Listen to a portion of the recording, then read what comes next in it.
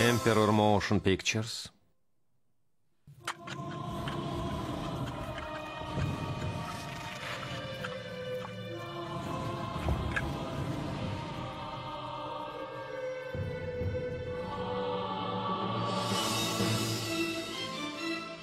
Emperor Classic Films ұсынады.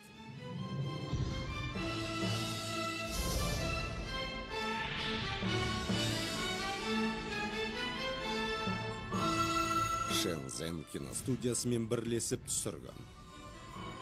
Рөлдерді Донни Йен, Джейси Чан, Шарлин Чой, Жилиан Чунг, Чен По Лин, Тони Люнь, Кафай Ку Ин, Фан Бин Бин, Си Джин Джинг.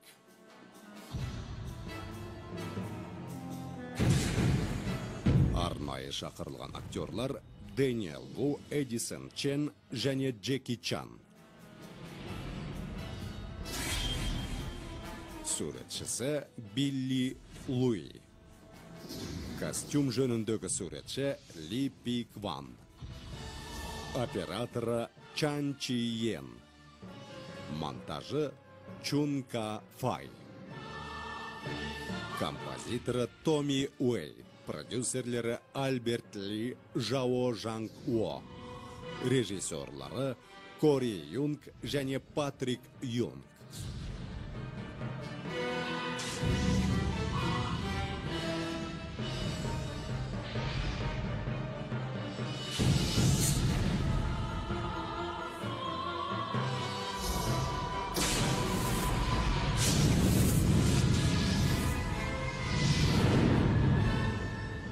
Егіздер 2. Хо Уаду хроникалары. Раушан гүлдің өткір жүзі. Қытайдың іргесіндегі желгі Амазон елінде еркектерді құлдыққа сатты. Мойындарына қоңыраулы қарғыбау тағып, жек көрінішпен ақымақтар деп атайтын. Қайда кемелеп келесің? Бас аяғыңда. Қане алға. Барлық ақмақтарды сатам да, қарзымнан құтылам. Еркектер өте пайдалы. Олар жүк тасиды, бала тәрбиелейді, тамақ пісіреді. Тіпті денеңді уқалап береді. Егер бала туғың келсе, тәуірлеу біреуін таңдап ал. Тек ғашық болып қалып жүрме. Өйткені Амазон елінде еркектердің бәрі құл. Сарайда бірде-бір еркек жоқ. Патшайым оларды жек көреді.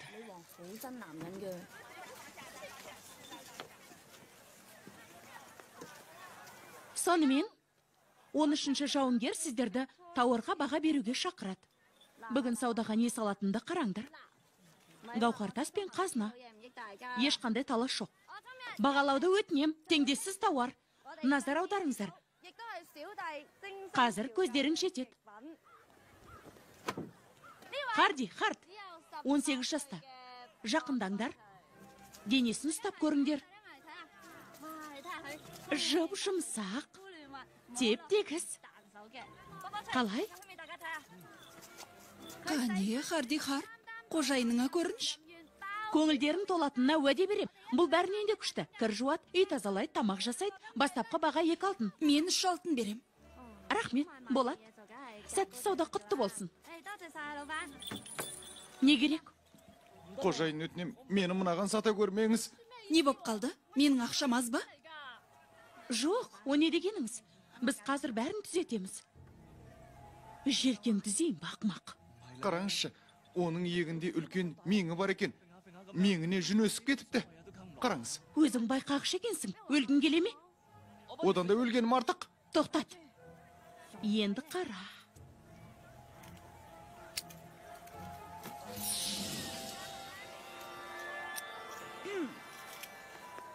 Мен әдемім бе? Қара маған. Иә. Анау да әдемі ме?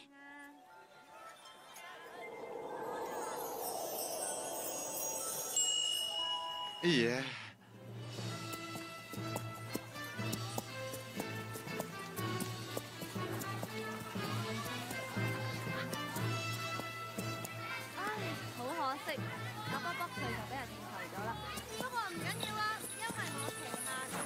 Meni bosatыңызшы, барымды берейін. 1000 теңге берем. Босатыңыз мені, өтінем.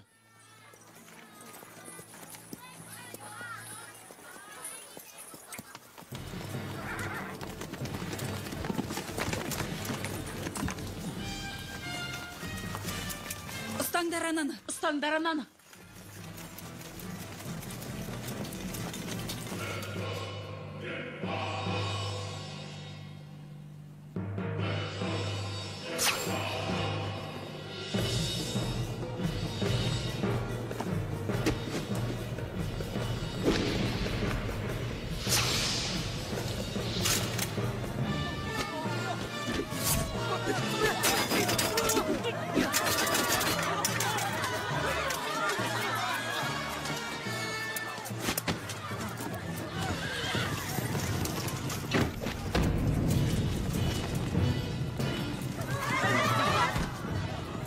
Тас қайда?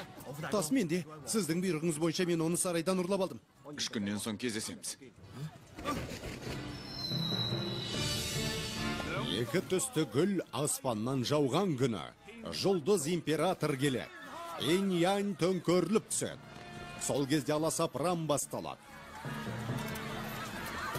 Екі түсті гүл аспаннан жауған күні жұлдыз император келеді. Инь-ян төңкеріліп түседі. Сол кезде аласапыран басталады. Менің ақмақтарым қашып кетті. Ұстаңдар оларды.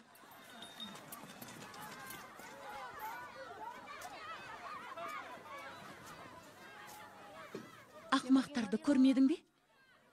Мен екеуін көрдім. Оларды сен ұрлаған екенсің ғой.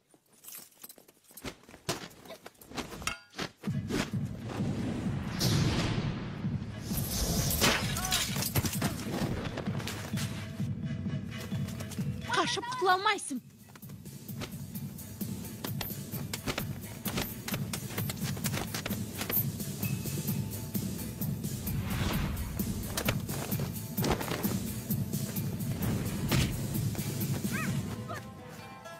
Сені қандай жын соқты? Ақмақтарымды ұрладың. Менің тұмсығымды бұздың.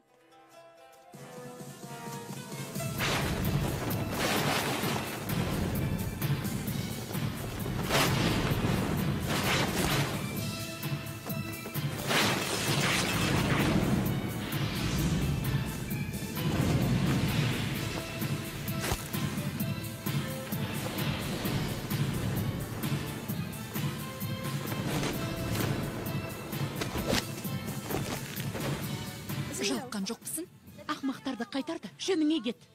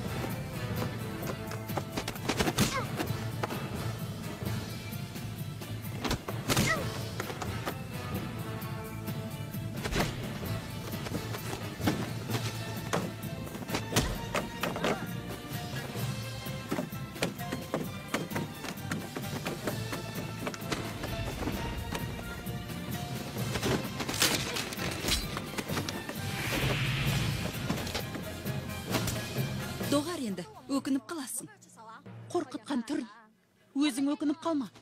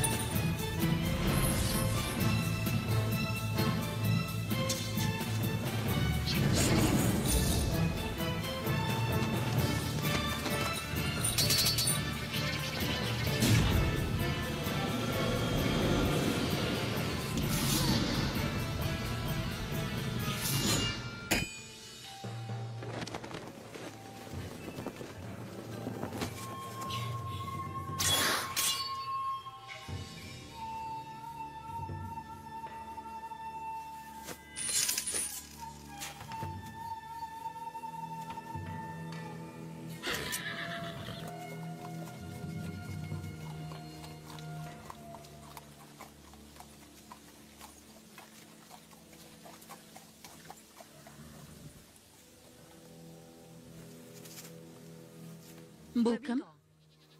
Маңызды емес.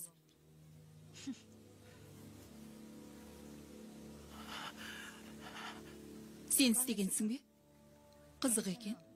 Сенің тәсілің емес қой. Бұл бейшараның жарасына түкіргенім бар. Бастысы тапсырма орындалды.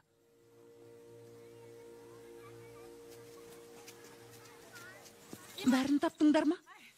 Екеуін ғана ұстадық. Қалғандар қашып кетті. Бұл екеуі кімге керек? Жоқтан жақсы ғой. Бұл әділдік емес. 13-ші жауынгер деген сен бе? Иә, мен. Кешірім сұрауға келдіңдер ме? Ақымақтар қашып кетті. Сауданы бүлдірдіңдер.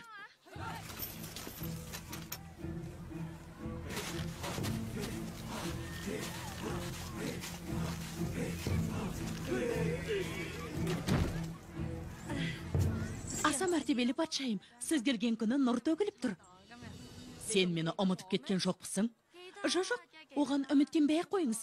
Дәл қазір ақша маздау болып тұрғаны. Жарайды. Маған бір адам керек. Сол адамды тауып берсең, барлық қарызыңды кешірем. Рас айтасыз ба? Иә. Сонда ол адам кім? Міне, қара. Оның суреті. Сен мұны табуың керек. Міндетті түрде. Келбетті жігіт. Солай ма? Сіздің күн дидарыңыз үшін жаралғандай. Мұндай келбетті жігітті бұрын көрмеппін. Іздеуді неден бастайын? Ол күлдіргі. Сен оны табуға міндеттісің. Бұл бұйрық. Мен оны қайдан іздейм? Ол ма? Ол қаланың бір түкпірінде жүруі мүмкін. Иә. Тағы қайдан? Жақсы, айтайын. Ол ешкімге ұқсамайды. Ол ерекше жан. Оның түрі келбеті қандай? Қандай дейсің бе? Егер өзің сүйкімді болсаң, ол таңдайын тақылдатып, құлағы қызарып кетеді. Тамаша екен. Ол сізді естен тандырған сияқты. Тіпті де олай емес. Оны тапты. Менің алдыма алып кел. Ақмақтарды қайтеміз? Олар менде бола тұрады. Менің қалауымды орындасаң, бәрін қайтарып беремін.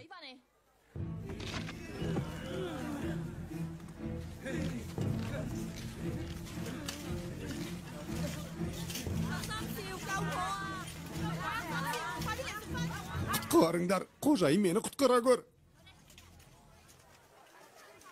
Бүгін жоғалтқанымның бәрін ертең қайтарып алам.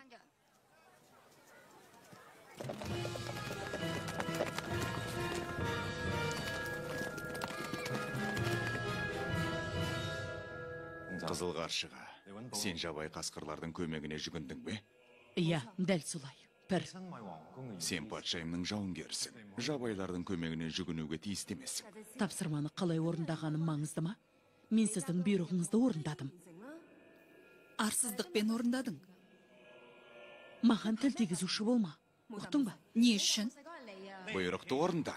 Сен бар болған жауынгерсің. Мен еркектердің бұйрығын орындамай, тек әйелдерді тыңдай. Сенің бұйрығың түкке тұрмайды. Сен тіпті еркек емессің ғой.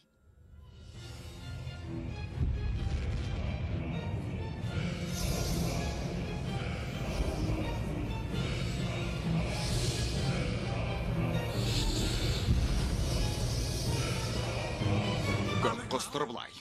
Бір, оның жанын қалдыра көр. Қызыл қаршыға, сен бұдан бұлай патшайымның жауынгер емессің.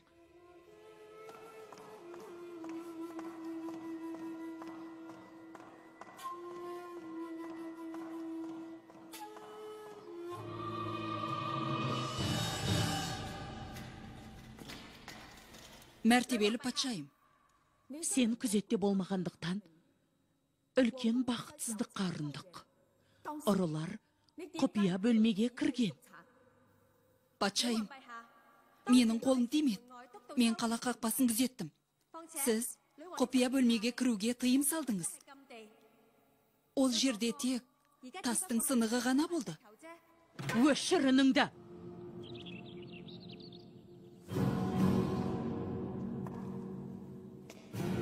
Жаныңды сақтап қалу үшін өтірік айтып тұрсың ба? Сен бар делде болдың. Өлтіріңдер оны. Әкетіңдер. Құп Тез. болады. Екі қыз.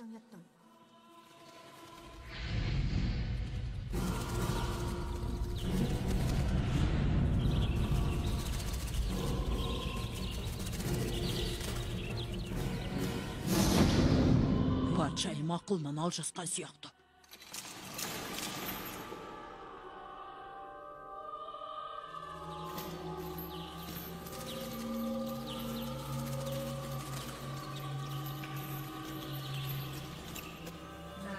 Екі түсті гүл аспаннан жауған күні жұлдыз император келеді.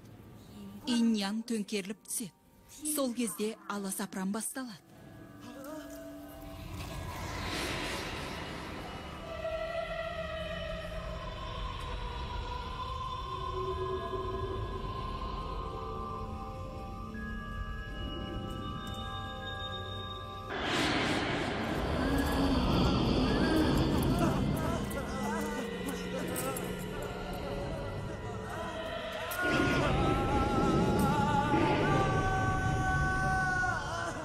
Қане, жауап бер.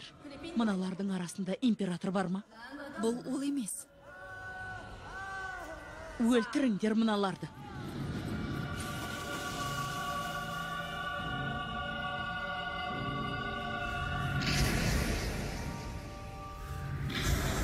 Бұрынғы династиядан тек бір адам ғана қалды. Жұлдыз патша сол екен ғой. Тас соның қолына түсе ме деп қорқам. Егер ол жұмбақты шешсе, қылышқа ие болады, патшайым. Тасты жымысқы жолбарыстың қарақшылары ұрлауы мүмкін. Бірақ олар жұлдыз патшаның кім екенін білмейді. Иә, жолбарыс білмейді, бірақ тас біледі. Патшаны құдіретті тас табады.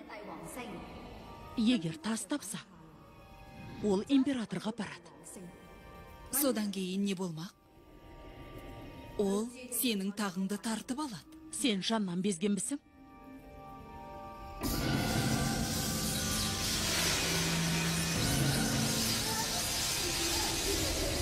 Сен неге мені өлтіріп тастамайсың?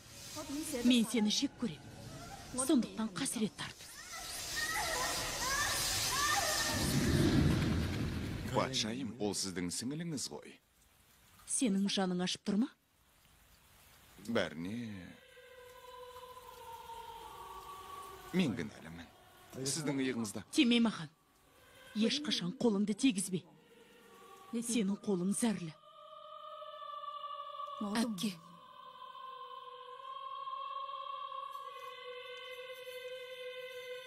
Сені патша қалыңдық етпек. Бұл бақыт қой. Қайдағы бір махаббат үшін патшадан бас тартасың ба? Әрине. Менің бақытым Велиау.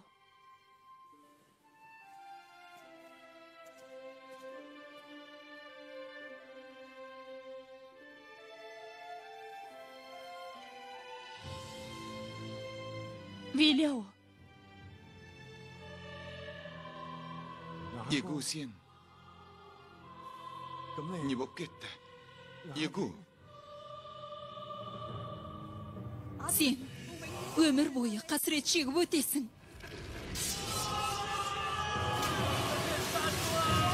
Құтқарыңдар!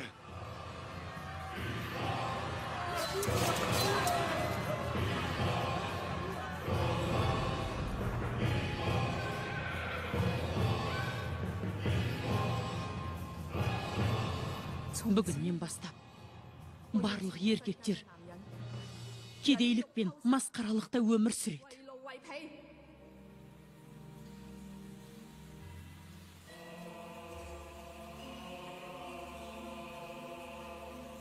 Тасты тапта маған әкел. Орны табуға қыран көмектеседі.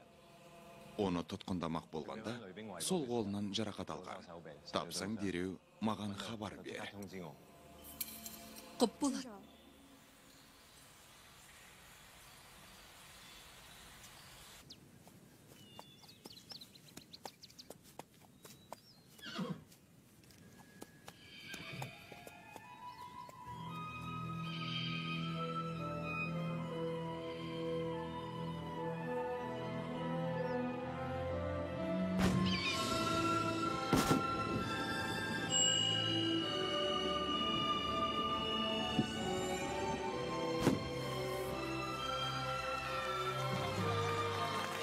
Қане болыңдар тез.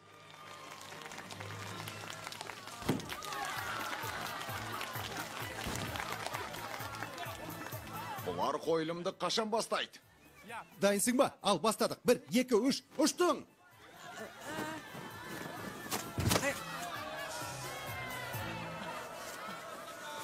Кешіріңіздер, тағы бір рет. Қане, тағы! Не болып қалды? Кешір күшімді есептей алмадым. Мертігіп қалған жоқсың ба? Малғындар! Өй, сендер! Бүгін аштан қатырам. Ол қайда? Қайда дейм? Білмейм. Басты рөлдегі сұлусыз бастадыңдар ма? Қарбыздың дәнегі. Басты қаһарманның шекпенің иесің. Ұстаз, ұятқа қалдырмаймын. Сайтан, кеттік.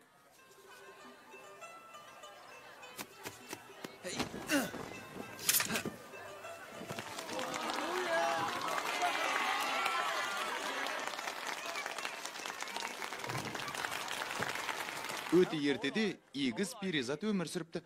Жұрт оларды императордың канизагы деп есептейтін. Бірақ кішісі одан бас тартты. Ол басқаға ғашық еді. Сондықтан ол...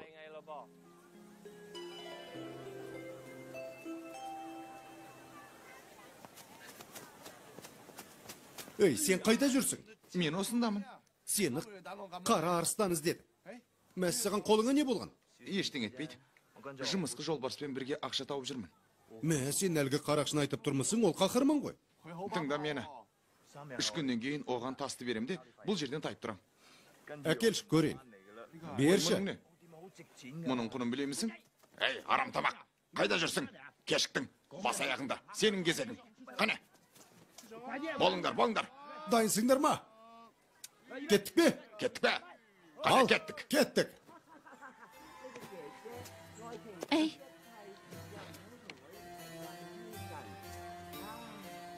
Егер сен сүйкімді болсаң, ол таңдайын тақылдатып, құлағы қызарып кетеді. Мен сұлумын ба? О, сұлусың.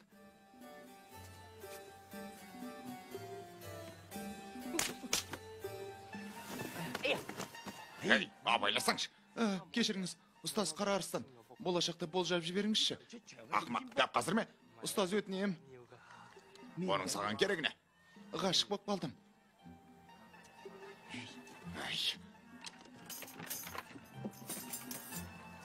Ұстамнан.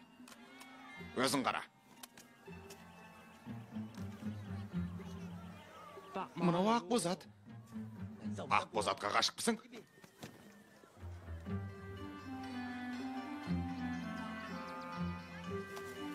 Міне таптым, сол, мінеки. Сенімсің бе?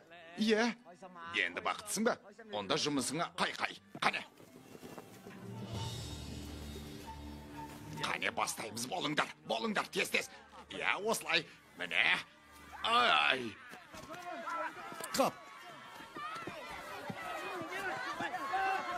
Мен сұлумын ба? Тағы қайтала. Мен сенен қайталап сұрайын. Айттым ғой. Тағы да қайтала. Сұлусың.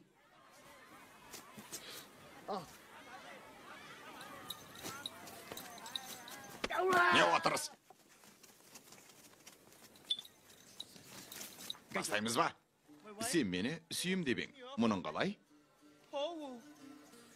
Егер менің махаббатым сен болсаң, мынау кім? Жоқ Ақбе, оның қалауы сондай. Ол мені дуалап тастаған. Кет, жолыма маған. Кет. Мен сені сүйем ғой. Оңбаған. Сенің қолың зәрлі. Жолама маған.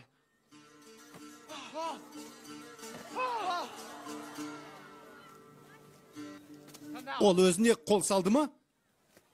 Достым, қағып ал.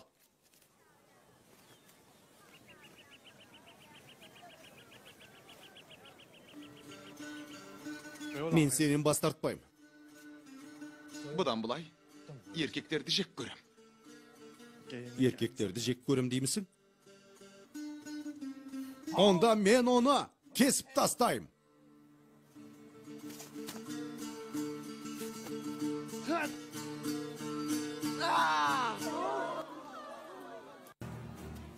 Қозғалмаңдар. Неткен әдепсіз қойылым. Не болып қалды? Сендер тұтқындалдыңдар. Қашыңдар! Қашыңдар! Қашыңдар! Қане!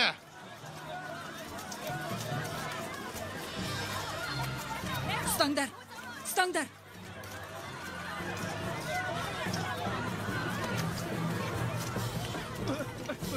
Кешіріңіз. Тығылып тұрғанын қара. Қане шық!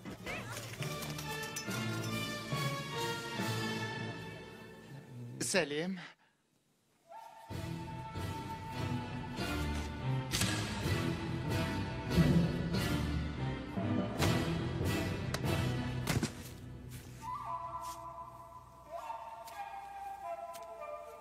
Мен сені тасты тапты деп ойлап едім.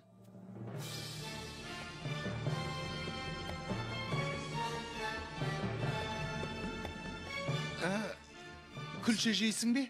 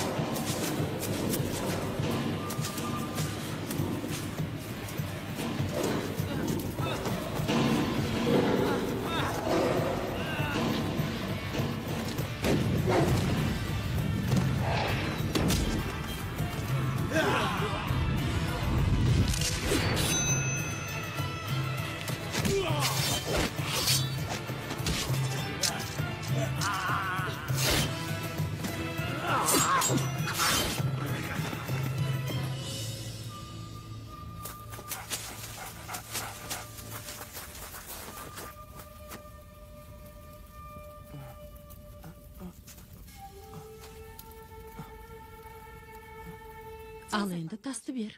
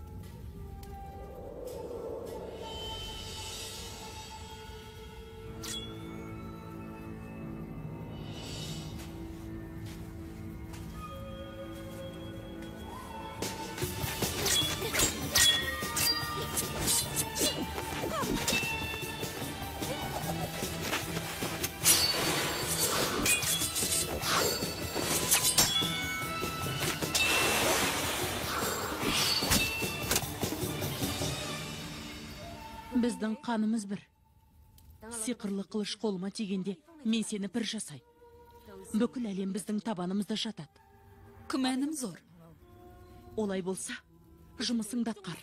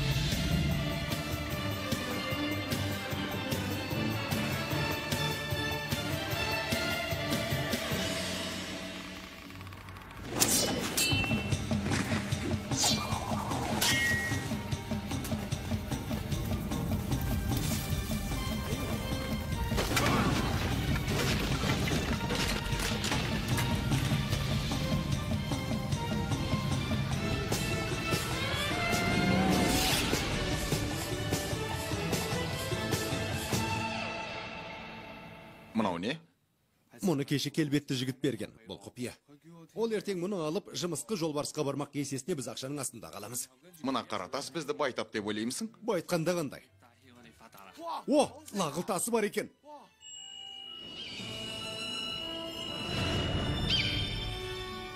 Мынау қазына ғой. Тұра, мынау немене? Мынау карта ғой. Сіз баны көріп тұрсың ба? Дәл солай, қазынаның қайда екені көрсетіп тұр. Міне, мына жерге көмілген, көрдің бе? Мен мұны білем. Бұл Жап аузыңды. көлдіргі қайда? Кім білсін, білмейміз. Ол келсе, балық қуырып беріңдер. Жарайды. Қара бала қайда? Не болып қалған сендерге? Гого, қане айт, қайда болар? Олар тасталып қазынаны іздеуге кетті. Тас, қазына? Қайдағы қазына?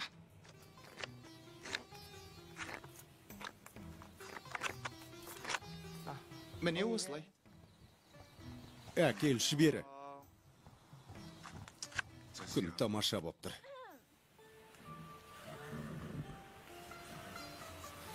Қараш, қандай әдемі. Амансыңдар ма, жігіттер? Мен жұмысқа жолбарыспын. Әйел ме? Ақ пони ма? Мен сұлумын, сондықтан ақ бойы мініп жүрем. Таптым, сен біздің көрерменімізсің. Иә, мен бірден бой жасырдым. Қарақшыға аса сақ болу керек. Қане? Менің картам қайда? Бер, қане?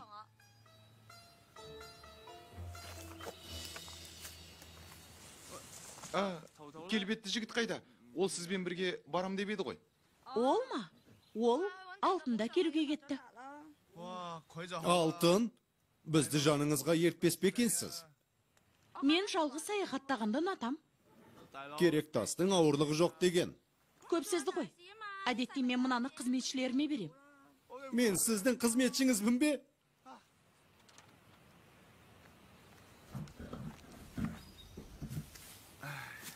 Қазір біз сізге көмектесеміз. Көріңіз. Артымнан біреудің тепеңдеп жүргенін ұнатпаймын. Олай болса менмен жүріңдер.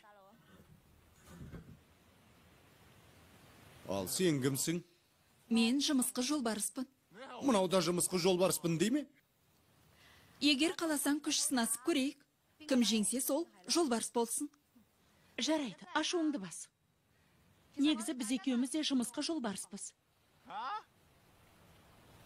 Мен үлкен жолбарыспын. Қысқасы біз әпкелі сіңліміз.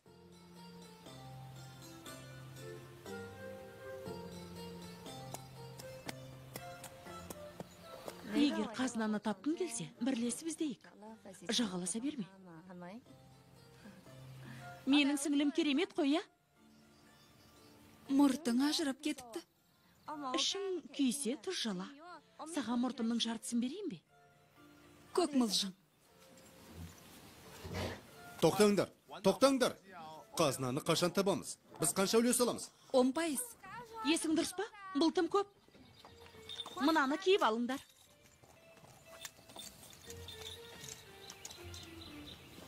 Біз ақымақ емес қызметші болғымыз келеді. Иә, біз ақымақ емеспіз. Иә. Ақылдан алжасыңдар ма?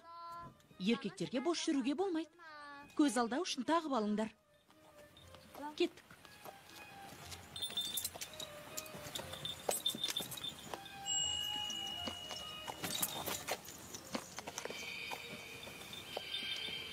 Бұлай болсын.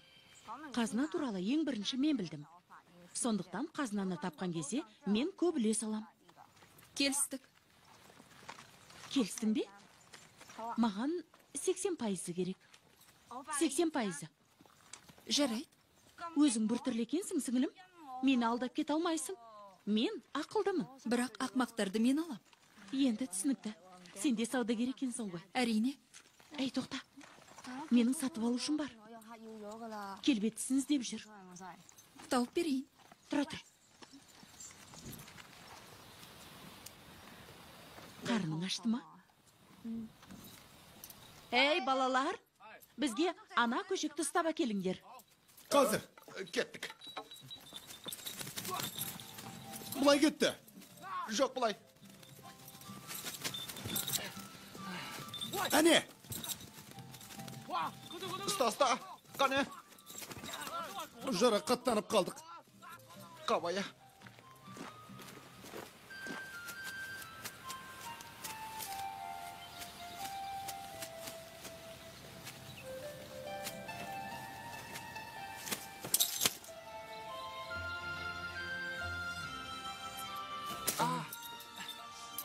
жарақаттанып қалдық.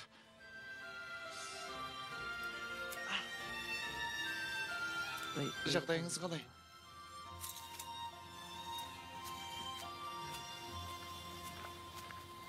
Бәлкім жібере салармыз. Өзі сүп-сүйкімді екен, обалсынып тұрмын. Тоқта.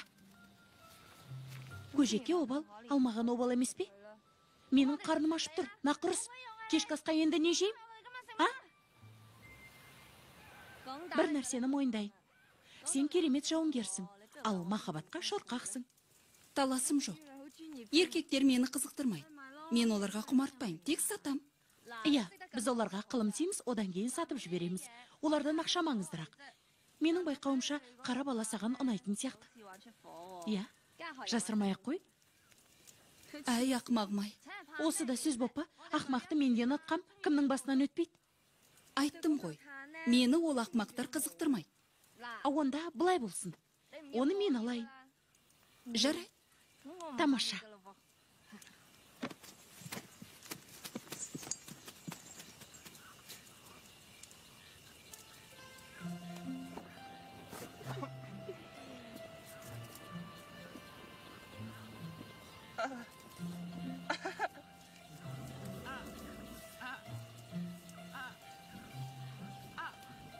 Қаттырақ.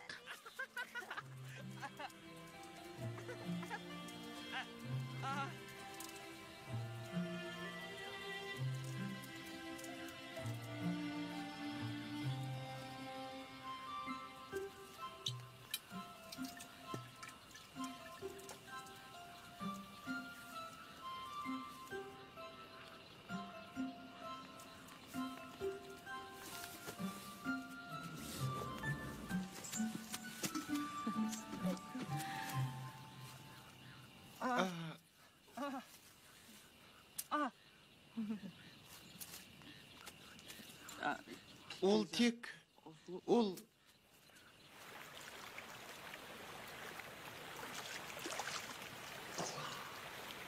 Ей! Қожайын, мен шомылып алсам бола ма? Шошытып жіберген жоқпын ба? Не қызмет көрсетейін? Қолыңнан не келеді? Енді тентек-тек.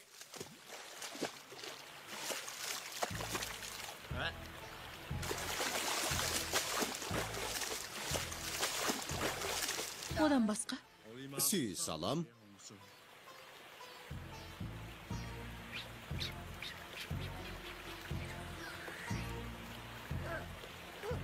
Тағы ма? Жоқ, керек емес. Осы да жетеді. Бар, ұйықта. Бар. Онда денеңізді уқалап берейін.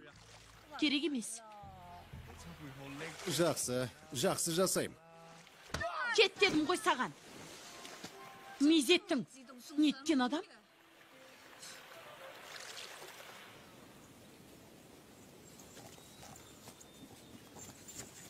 Қайырлы таң. Байқаймын, ашуың әлі тарқамаған сияқты. Кімге? Сен мені білмейсің ғой. Мені тек карта қызықтырады. Ең бастысы ақша. Ақша. Қызметшілер дайын. Әй, ұмыттың ба? Кіммін деп жүрсің? Қанеки? Ақымақ. Ақымақ екенсің.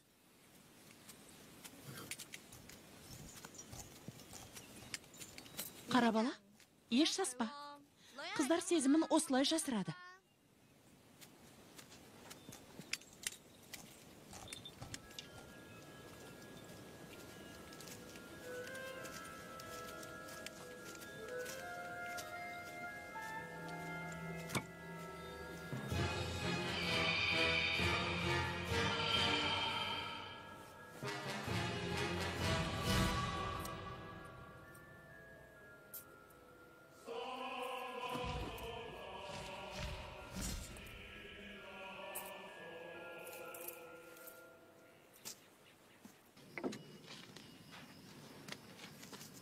Суып қалмай тұрғанда күлше жеп алыңдар.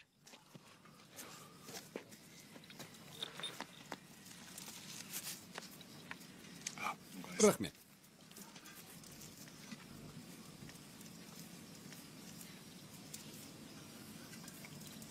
Жеңіз. Мен нанды жек көрем. Неге? Бұл тек ас қой. Нанның еш кінәсі жоқ. Сәлем, сұлулар. Менің есімім Күн. Жандарыңа отырсам бола ма? Болмайды. Мен бәрібір кетпейм. Әй, ханым, мұртың сондай тартымды екен. Сүйкімді. Сүйкімді қыздың талғамы керемет екен. Мына жердегі дүкеннен қолдан жасалған табиғи шаш сатып алыңыздар. Мына екі ақымақ та сүйкімді екен. Бұларды сатпайсыңдар ма? Екеуін де алайын. Қалай? Сатсаңдаршы. Өтінем. Жаба аузыңды. Олар сатылмайды. Қаны қызу жан екенсіз. Бірақ мына екі ақмақ үшін тым кәрісіз. Жақсы, бәрін мойындайым. Мен патшайымның бұйрығын орындап жүрмін. Мен оның қызметшісімін. Мен бұларды сарайға апарамын. Қызметшімін деңіз. Мөр қайда? Мөр мұнда. Міне. Мінекей.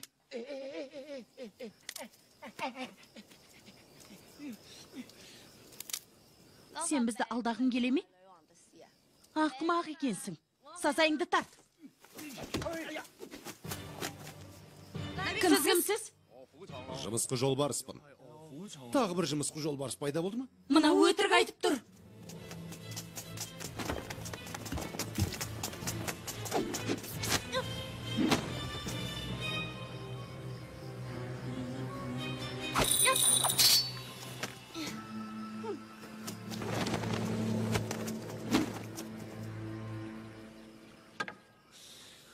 Сені масқаралағаным үшін кешір.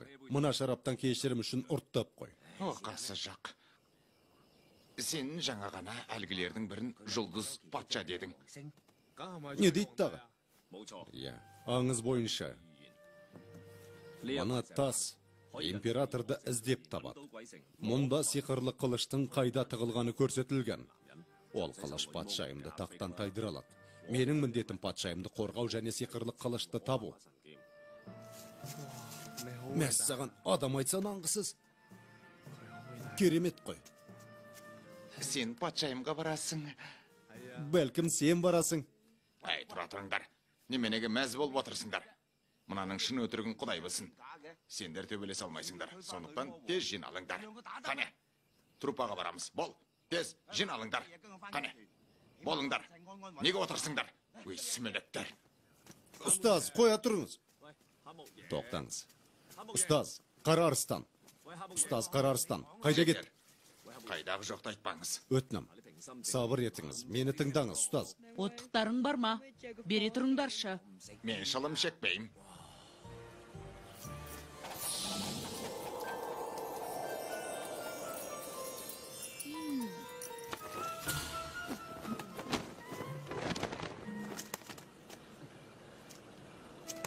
Мен сұлумын ба?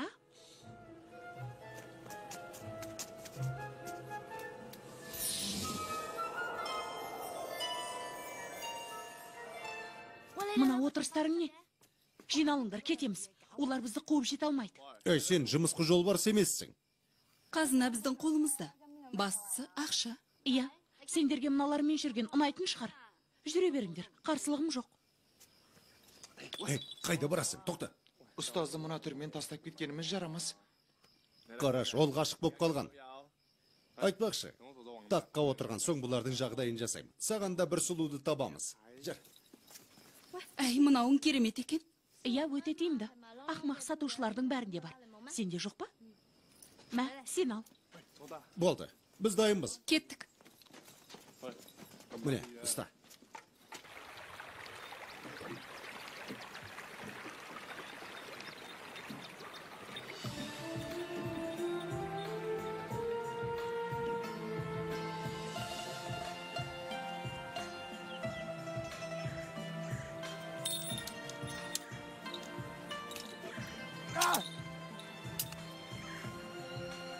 Ей, қара бола. Таққа отырған соң, еркектерді құлдықтан құтқарам. Ал егер сен патша болсаң ше? Жоқ, мен болмайым. Жоқ.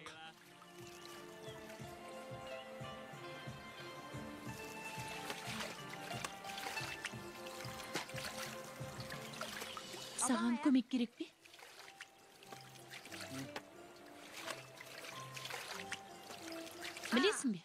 Патшаның ақшасы шаш етектен. Маған тым тақалып қалдың. Мен тек мейірімді болуға тырысып жүрмін. Патшайым болғым келмейді. Әуре ғой. Керек емес. Қой Шар, патшайым болу сенің арманың ғой. Мойындасаңшы. Мейлі, таққа отырғым келеді делік. Бұған не дейсіз? Қожайын? Қолыңнан келгенін істе.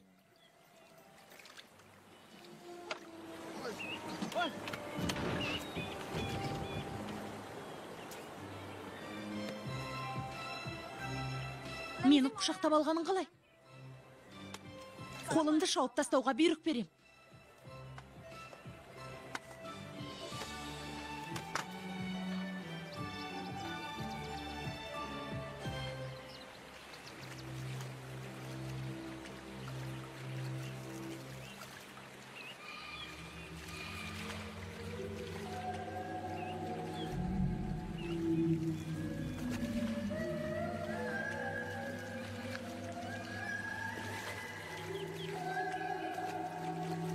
Біз елес қананың тұсынан өтіп барамыз.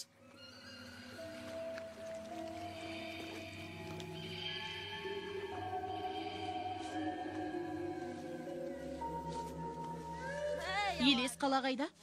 Ешқандай елеспен құбыжықты көрмей тұрмын. Ал мен құбыжықты көріп тұрмын. Мен сұлу құбыжықпын.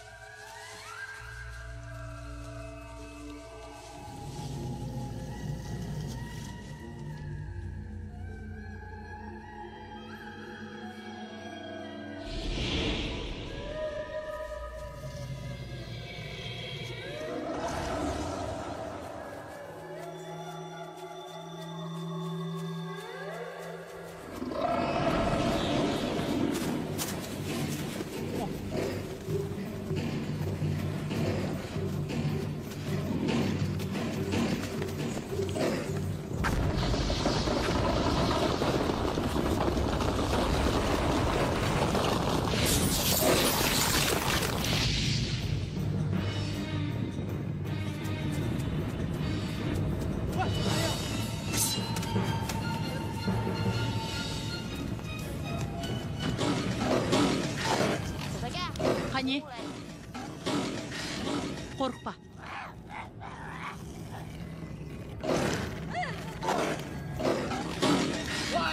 Ағаш көрмелі.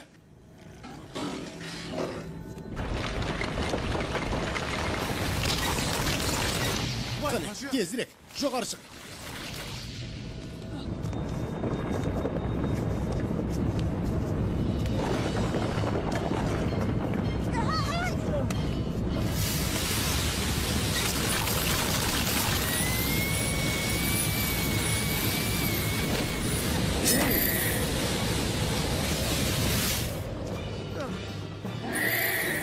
Неткен қорқынышты жер еді. Бол, елес қала дедім ғой. Не дейсің? Олар бізді жеп қоя ма? Тыныш, айғайлама. Жап аузыңды, бізді жеп қойсын демесек. Мені қаттырақ құшақта. Оңдырмадың ғой.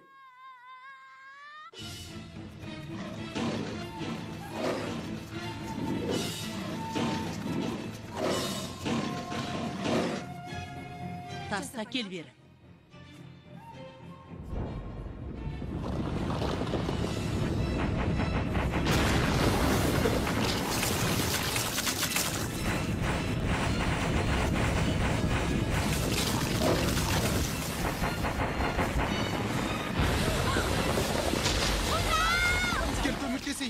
Қолыңды бер. Не істемексің?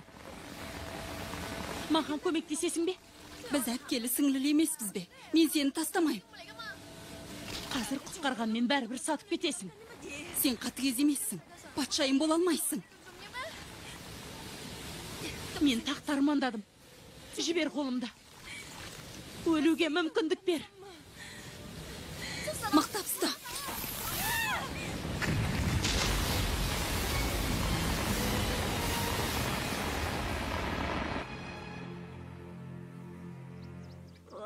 Әй, жап-жас боп осылай өлеміз бе? Қорықпа, өлмейміз. Тыңдаш, егер мен шынымен өлсем, үзіліп бара жатқанымда қолымнан ұстап тұрасың ба?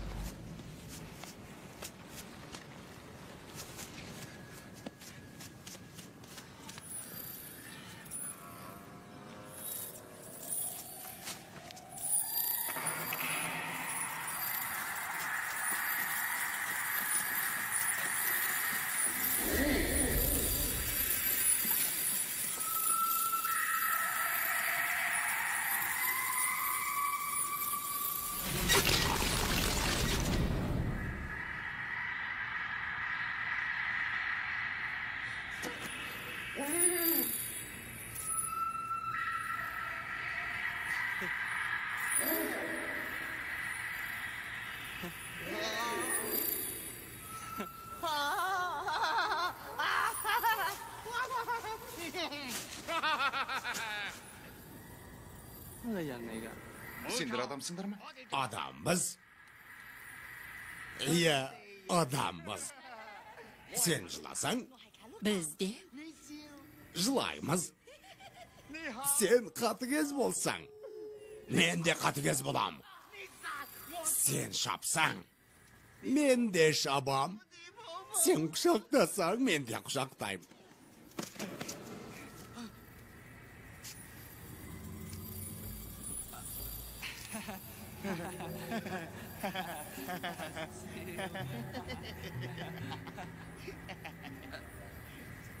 Тыңдаш, күлуің керек. Күлсеңші енді. Қане бол.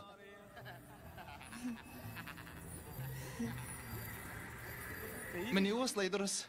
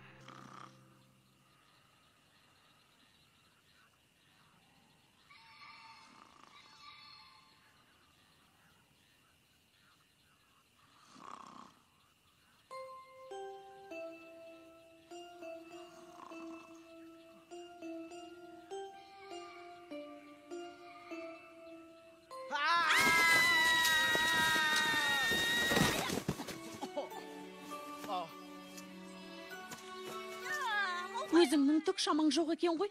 Неге мені ұстамадың? Зілді екенсің. Көбірек тамақ ішу керек. Айттым ғой саған. Күшті болу үшін тамақ іш.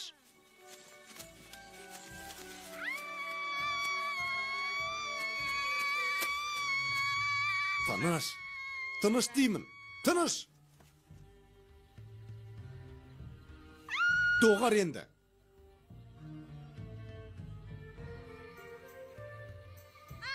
Жап аузыңды.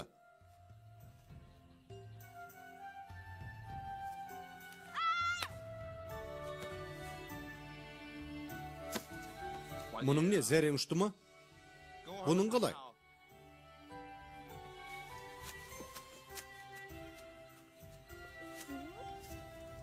Біздің ата-бабамыз солтүстіктегі тауда өмір сүрген. Уайым қайғысыз едік. Күлкіден езуіміз жиылмайтын.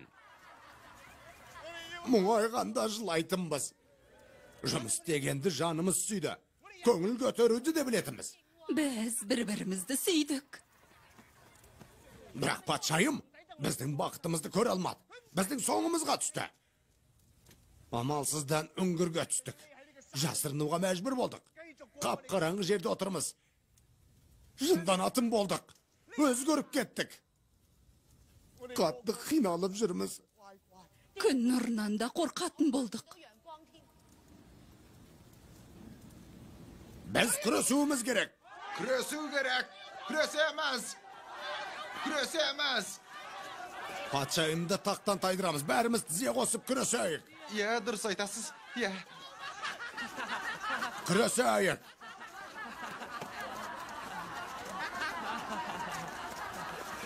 Міне алыңыз.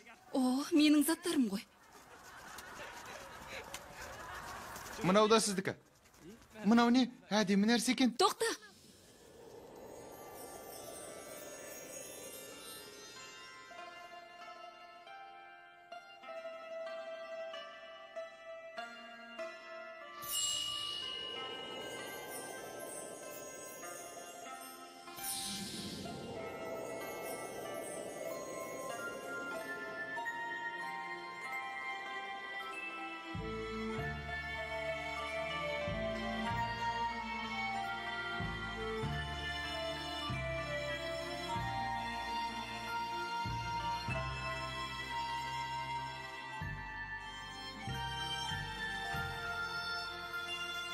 Қарабала!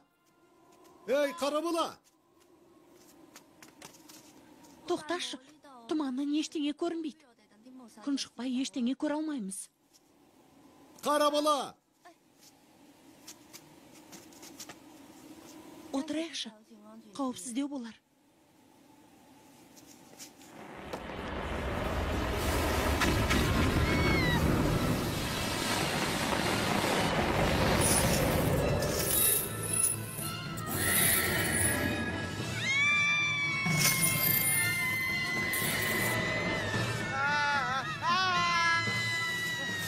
Ей, күлдіргі, бұл біз ғой.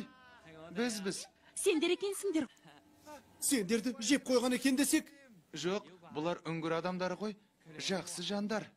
О, сендер қол ұстасып алыпсыңдар ғой. Мұнаны қара. Сендер құшақтасып алыпсыңдар.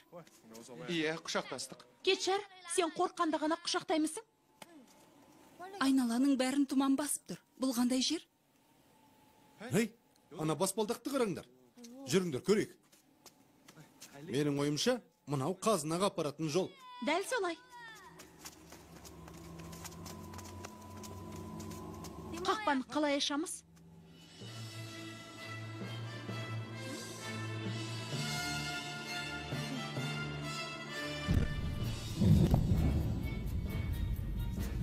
Осы жер болуы керек. Бұл жерге тастың керек жоқ па? Қазына қайда? Жүріңдер бұлай.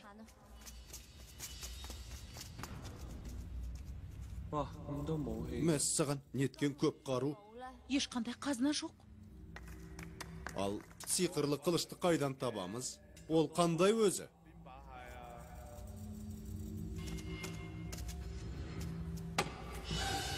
Тығылыңдар, біреу келе жатыр. Қашайық, тезірек.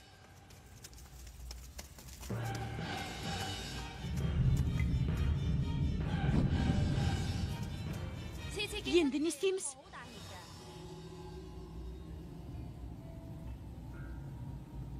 Мынау қандай жер? Төрт қабырға, ортасында көл. Бар осы ма?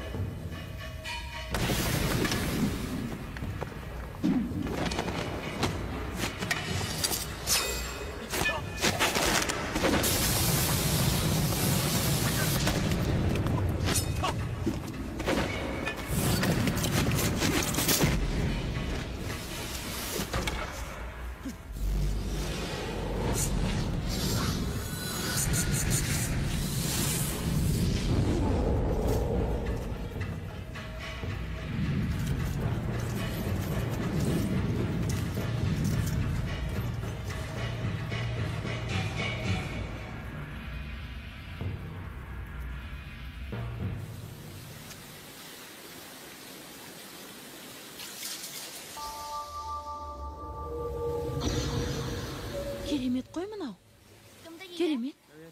Мынаны қараңдар. Ой, мына мен ғой. Мен? Ей, қолыңдағы не? Мен мұны ұтып алдым. Ол бізді алдады. Ол қараулық жасады. Қайтарға не? Мұның дұрыс емес. Мынаны қараңдар. Бәлкім бұл сиқырлы қылыш шығар. Иә, сол болу керек. Иә, мынау сол ғой. Алақай, сен таққа отырасың, мен отырам. Ақшамыз көп болады. Жақсы болар еді. Ұста мынаны.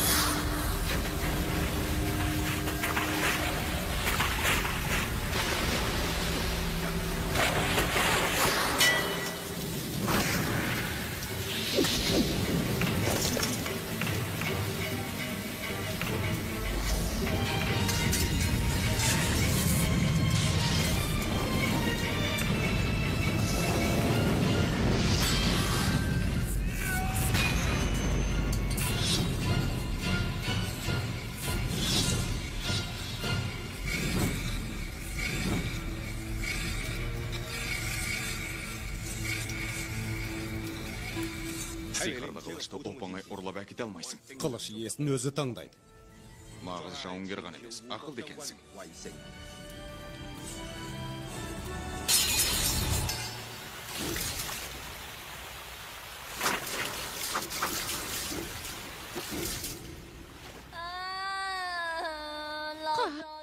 Мынаған сеніп қалғаным-ай.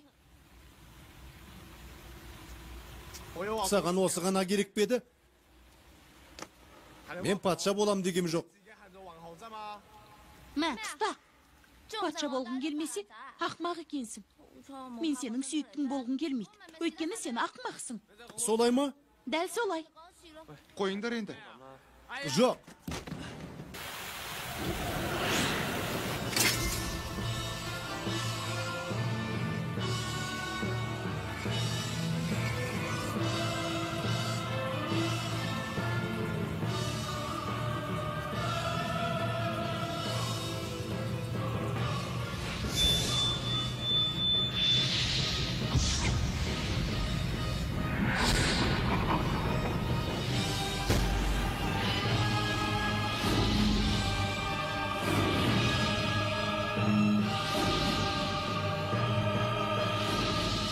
Қара бала, керек жоқ.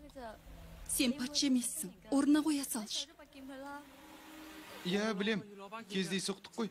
Менің патша болғым келмейді. Таста шоны.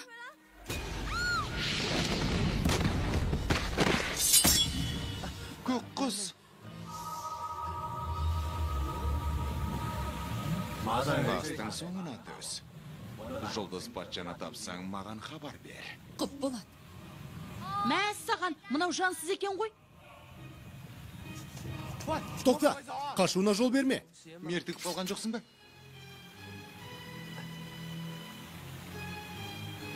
Мұның не?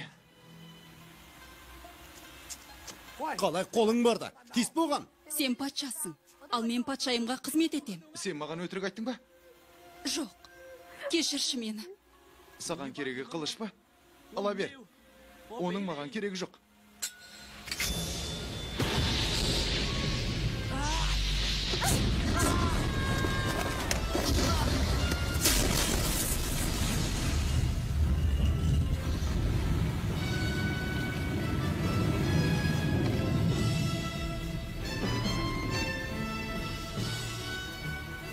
Енді біз онымен бірге тақты тартып аламыз.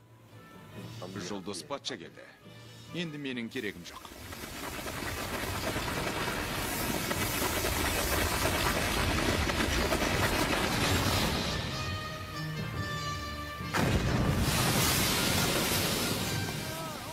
Мұның не? Қара бала, Қылышқа ие болалар емеспін. Өтінем, кетіңдер. Кетіңдер дейім.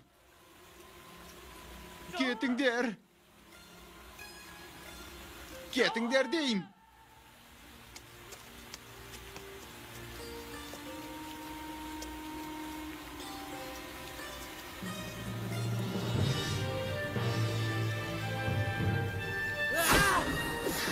Менің патша болғым келмейді.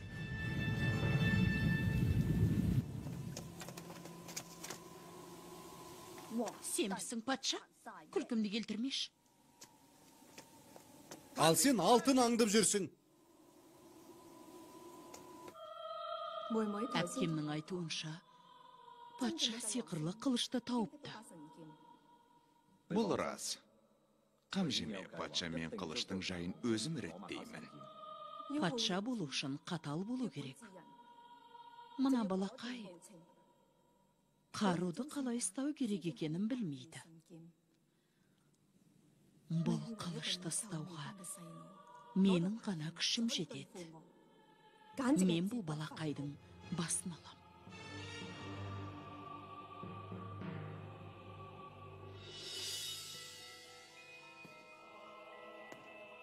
Мынауың ақымақтық.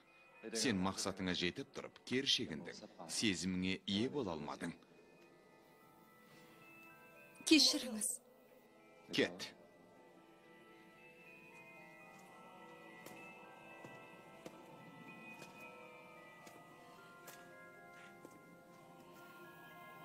Бір нәрсе сұрауға бола ма?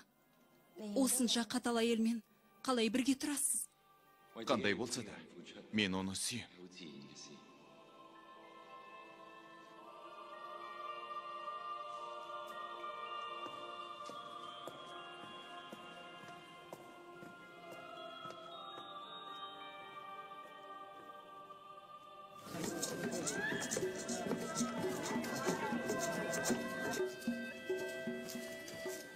О, 13-ші жауынгер.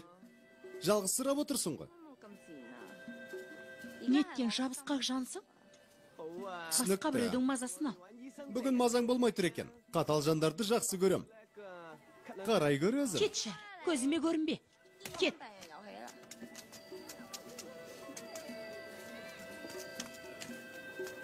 Он үшінші жауынгер. Мынаған қараңыз. Жел аяқ қой. 2 күн бұрын келіпті. Денесі сондай жұмсақ. Көңіл көтеріңіз.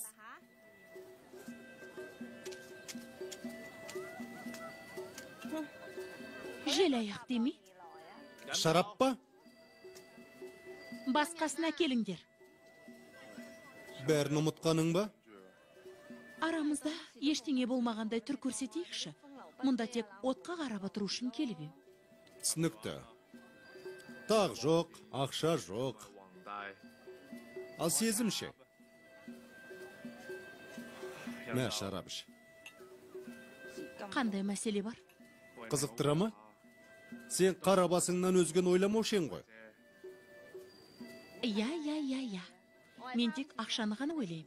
Мен сені өзімнің қожайыныма сатып жіберем. Түсінікті ме? Сатам деймісің? Табылған ақыл, кеттік қожайынға барай қонда. Дәл қазір барамыз. Тамаша. Кеттік.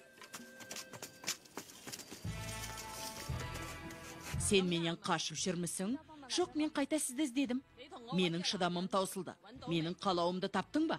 Егер таппасаң, ақмақтарды ұмыт. Мен оны таптым. Ол сенде ме? Ханам. Мен мұндамын. Жаныңызда.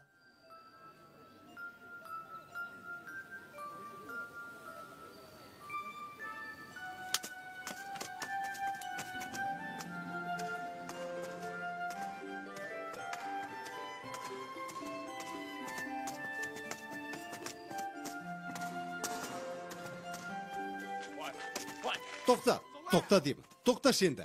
Жібер қолымды.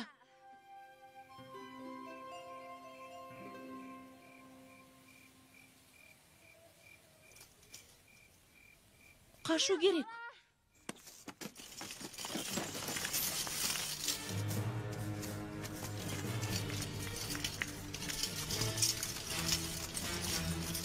Қане түсіндір. Сіз іздеген адам менмін. Оны жайына қалдырыңыз. Ол мені әкелді ғой. Жап аузыңды.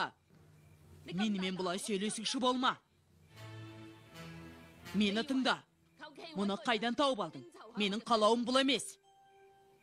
Оның сізге керегі жоқ па? Мына жаңа ойыншық артық болмай. Стаңдар мынаны. Қарыздың орнына. Тоқта.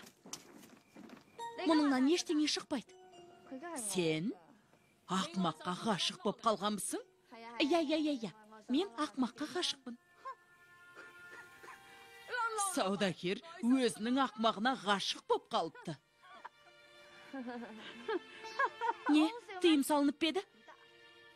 Ұмыт бәрін. Енді сен ешкім емессің. Түкіргенім бар. Есесіне жанымда сүйіктім бар.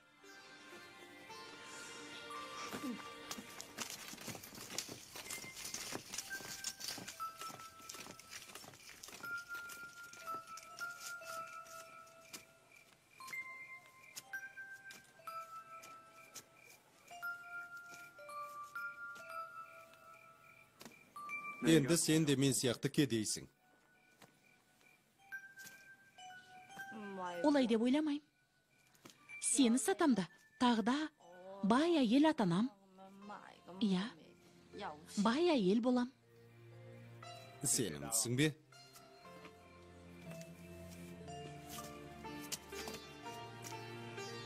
Толық сенімдімін.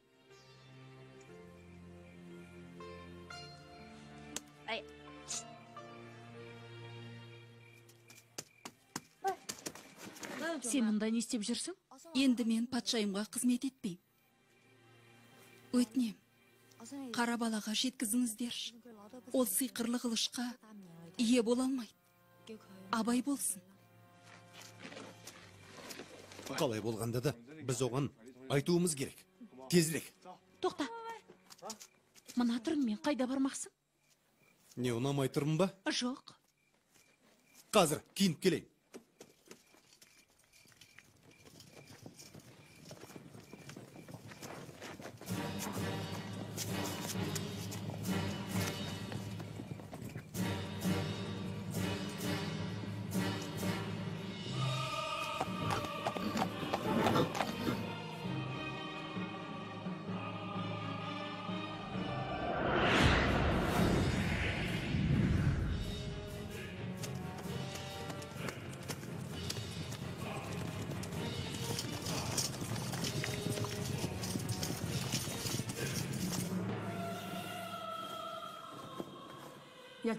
Оған ғашық екенін сезгем. Мыналарды менің әпкемнің жанына апарып таста.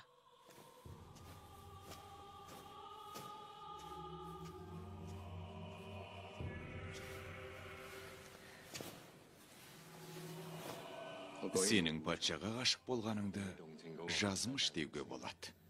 Сіз патшайымға қызмет етесіз. Өтінем, қара балаға көмектесіңіз. Ол жақсы адам. Маған тек сиқырлы қылыш керек. Сізге керегі тақ. Қандай тақ? Екі түсті гүл аспаннан жауған күні жұлдыз император келеді. Иньян төңкеріліп түседі. Сол кезде аласапыран басталады. Ол гүл ешқашан қауыз жармайды. Менің бұйрығымсыз. Әпке, мен кінәлімін.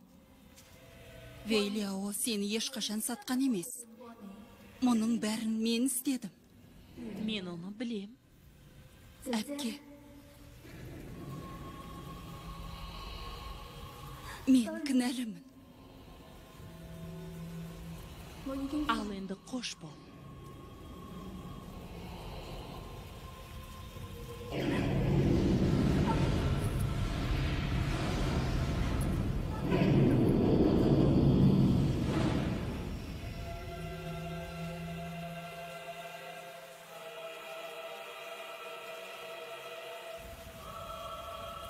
Менің бұйрығымды орындауға дайынсыңдар ма?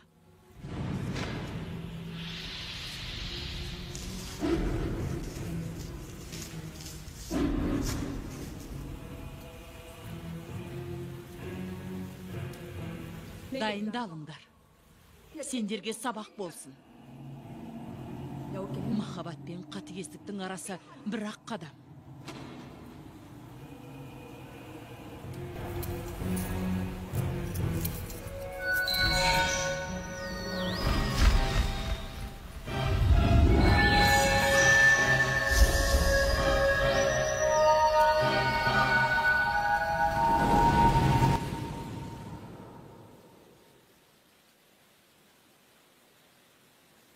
Тайпа башылары, патша сиқырлы қылышты тапты. Ертең біз Амазонға шабуыл жасап, патшайымның тағын төңкереміз. Жұлдыз патшамен бірге соғысамыз ба? Түрін қараңдаршы. Тіпті жауынгерге де ұқсамайды. Соғыста адам өледі. Басқа таңдау жоқ болса, өлім де қорқынышты емес. Ал таңдау сұмдық, жан түршігерлік. Бұл кім? Ұстаз Қара Арыстан, маған көмектесіңіз. Мен оны бала күннен білем. Ойымды айтуға мұрсат беріңдер. Сен кімсің? Мен тажалмын. Ұсқынсыз, олай емес.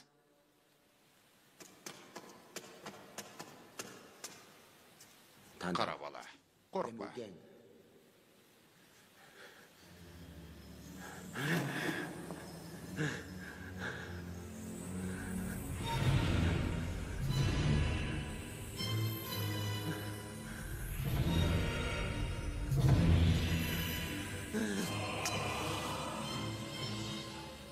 Көрдіңдер ме?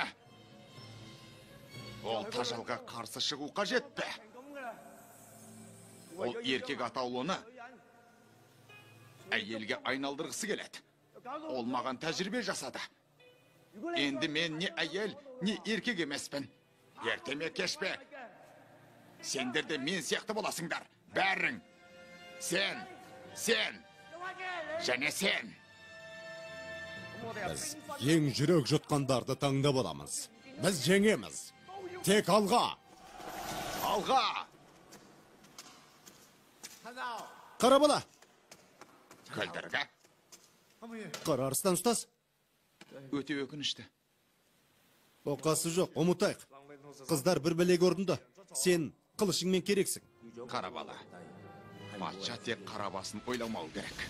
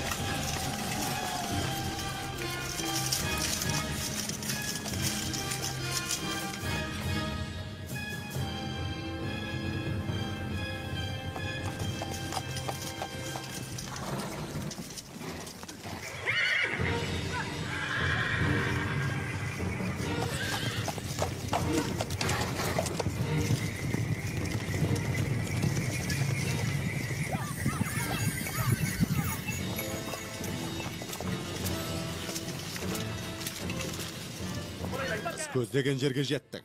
Ажалға қасқайып қарсы тұрамыз. Шабуылға! Шабуылға!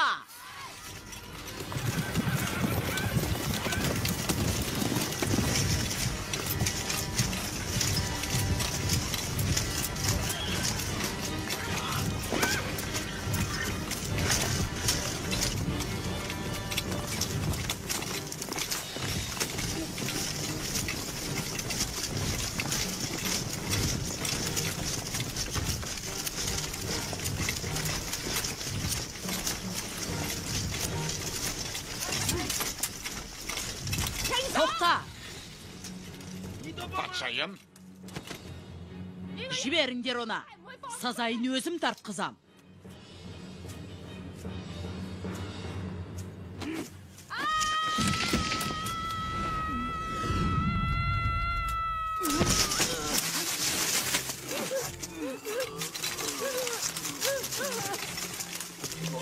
өзіңді сондай сағынып қалыппын. Енді сені көрмеймін бе деп қорқып едім.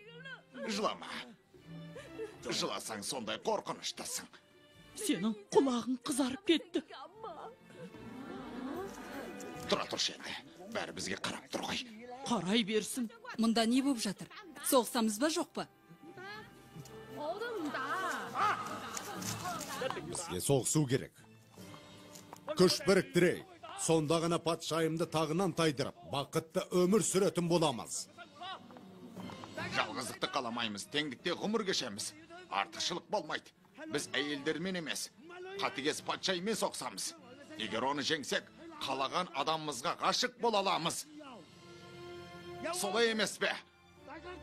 Біз солай істейміз. Алға! Алға! Өз бостандығымыз үшін күресейік. Алға!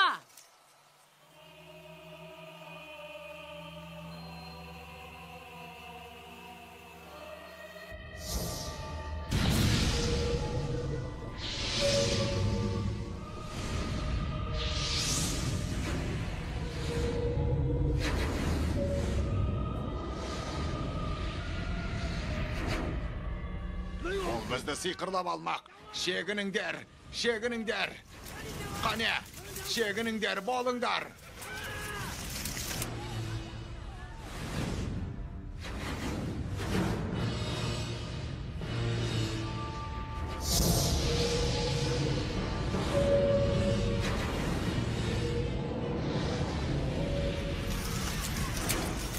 Мен осында қалам.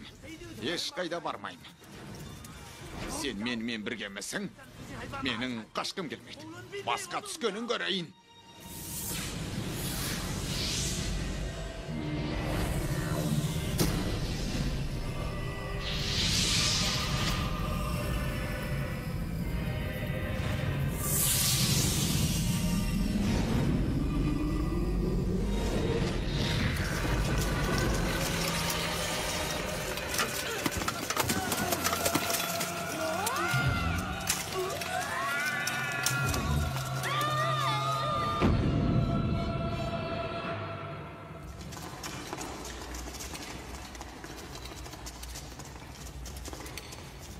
Аса мәртебелім. Сарай, мына қабырғаның арғы жағында.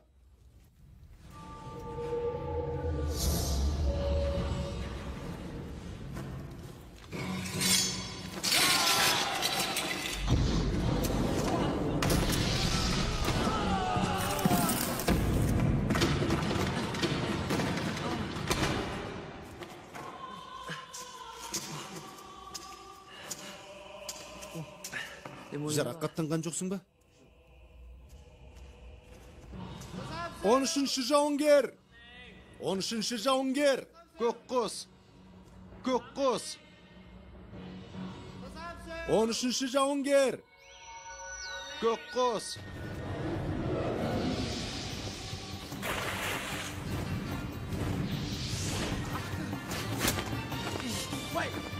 Мыналарда сиқырлап тастапты. Не үшін? Мұның не? Есіңді жи!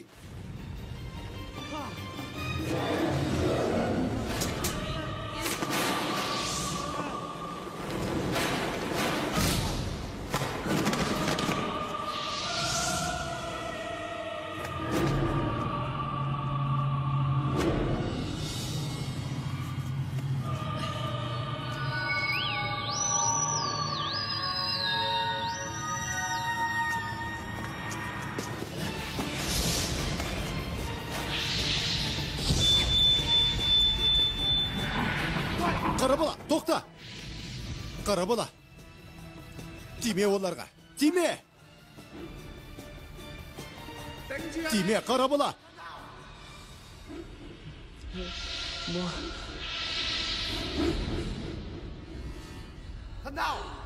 Достым, доғар!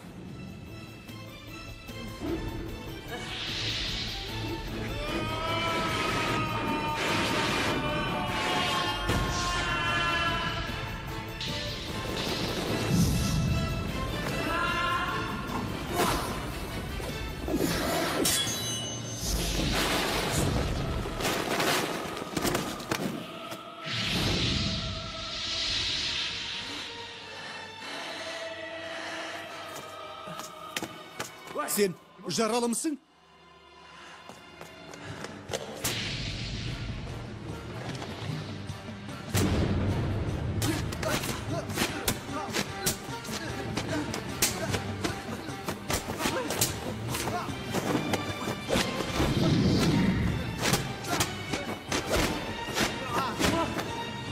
Көк құс, есіңді жи!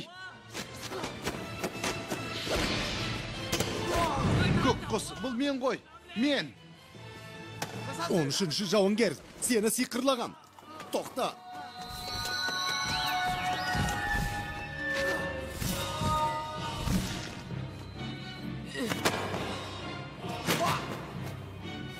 Мұның не? Өтінем!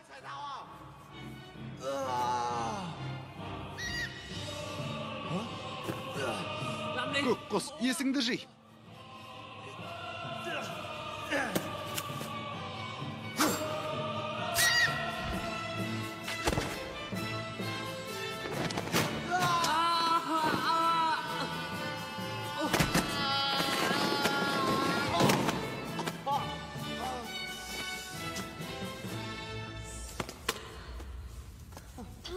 Қарабала, бұл сенбісің? Неге мұнда жатырсың? Сендерді сиқырлап тастады. Бізді өлтірмек болдыңдар. Мұнда не болған? Сендер бізді тырнап тастамақ болдыңдар. Не айтып тұрсың? Не жазықтарың бар? Тағы ма?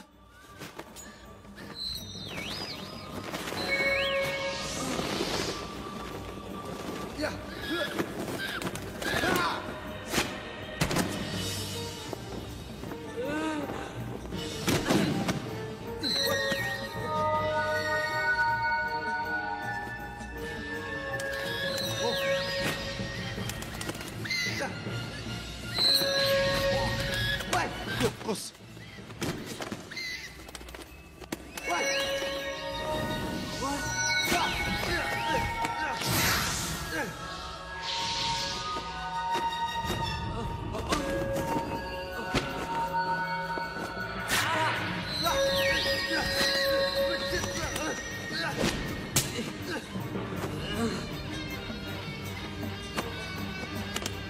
Көк құс, есіңді жи.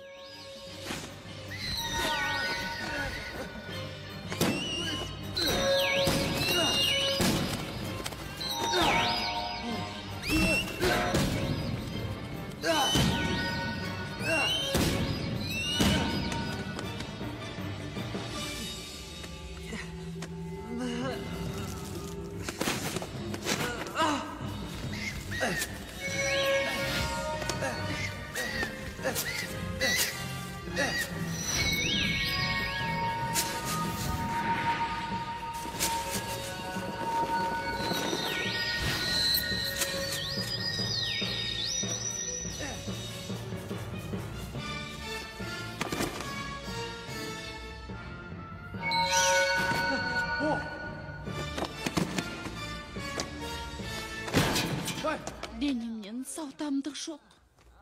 Амансың ба? Біреу мені қапқа салып, әбден төмпештеді. Қолымды қараш, көгеріп қалыпты. Мұны істеген күлдіргі ғой. Жап аузыңды. Қалдарың қалай? Оны сендерден сұрау керек. Болды, шыдамым таусылды. Кетейікші бұл жерден. Кеттік. Қары бола, тұра тұр. Қылыш қалып барады. Сен оны алуың керек. Дұрыс, қылыш патшайымның қолына түспесін.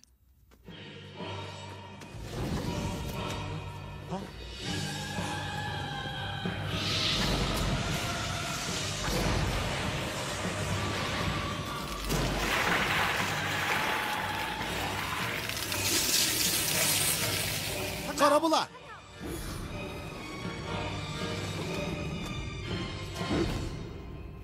Мұзды ерту үшін от керек. Ал сен қылыштал. Не?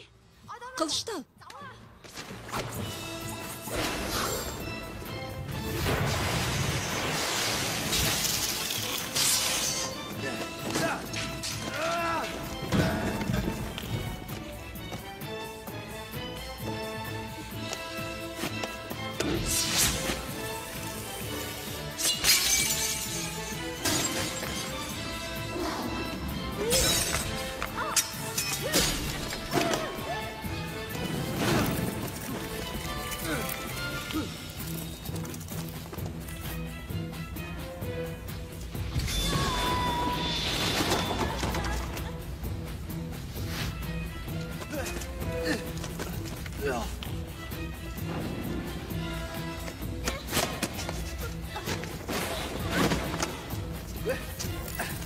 Қара бола.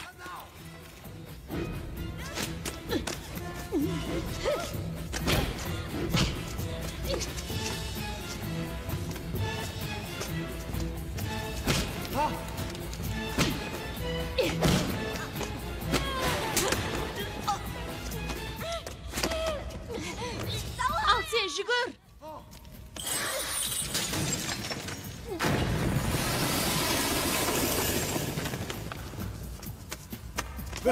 Қара бола. Тірімісің? Қане, қара бола. Оян, тезірек. Қане, оян деймін. Оян. Тірілдің бе? Қара бола, тірілдің бе деймін. Тірілдім. Секір. Қане, Жақсы. қане. Не ойын бар? Жақсы.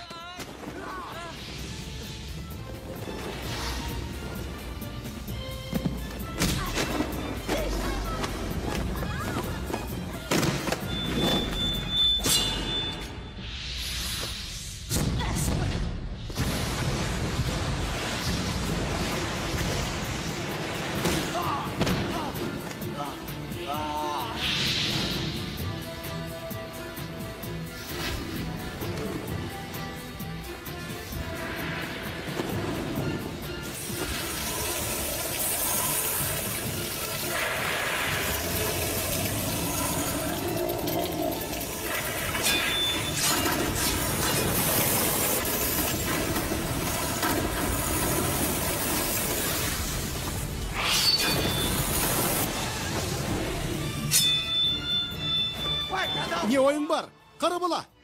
Жоқ. Қалай? Өзіңді өлтірмек болған қыздар үшін барыңды құрбандыққа шалуға дайынсың ба? Ол үшін өлуге барсың ба? Өлтір оны, өтінем. Жоқ, менің өлгім келмейді.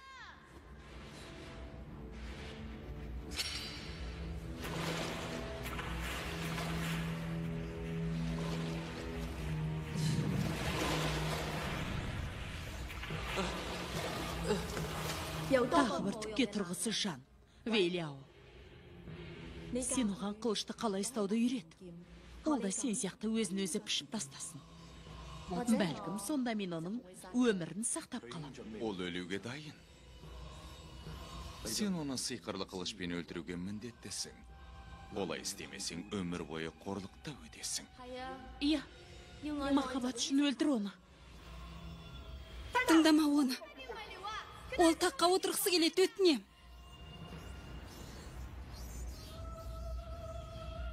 Оған сиқырлы қылышты берме.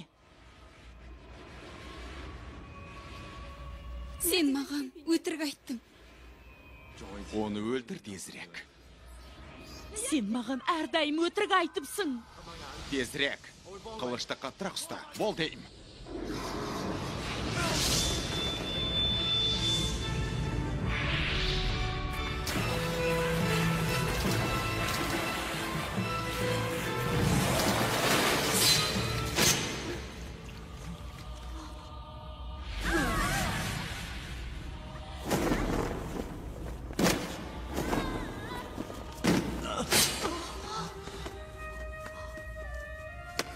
Құсым, сен тірімісің? Құсым менің.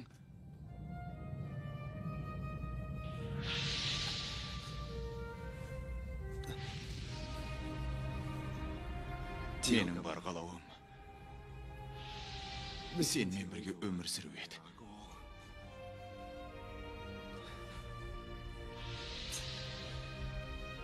Қорқпа. Мен сенімен мәңгі біргемін. Біз бір-бірімізді сүйеміз ғой. Біз бірге болуымыз керек. Йоко. Мен сені алдаған жоқпын.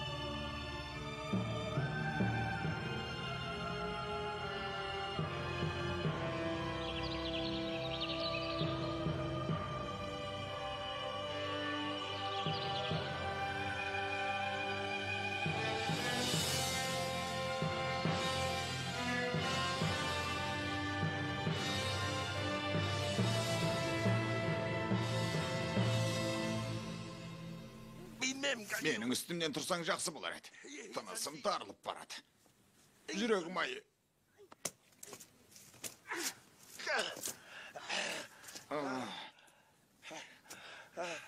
Жүрегім ай. Білген істейді. Мұнаны қара. Бәрі бұрынғыдай. Қара бала жеңді. Ол патшайымды жеңді. Иә, ол жеңді.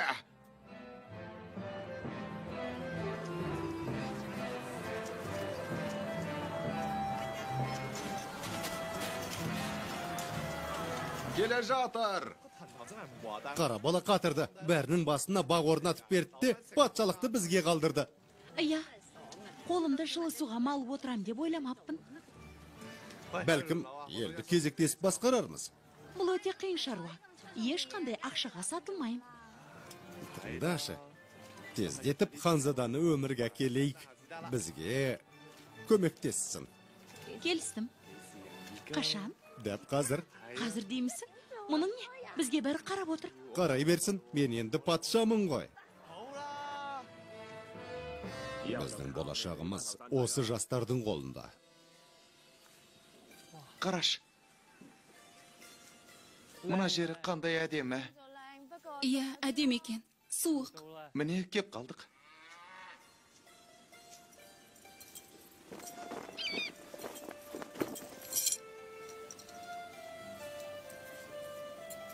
Мынаны қара, егіздер дейді. Бұлай болмайды. Бірдеңе істеу керек. Қылжақпас. Сен неге менің жанымда жүрсің? Неге таққа отырмайсың? Сен қалай ойлайсың? Қайдан білейін? Оның жайын өзің айт. Мен сені қатты сүйем, құсым. Патша болуға шамам жоқ. Кеттік. Кеттік енді. Көріктім. Кеттік. Сен шынымен де мені көрікті санайсың ба? Оны үйге барған соң айтам.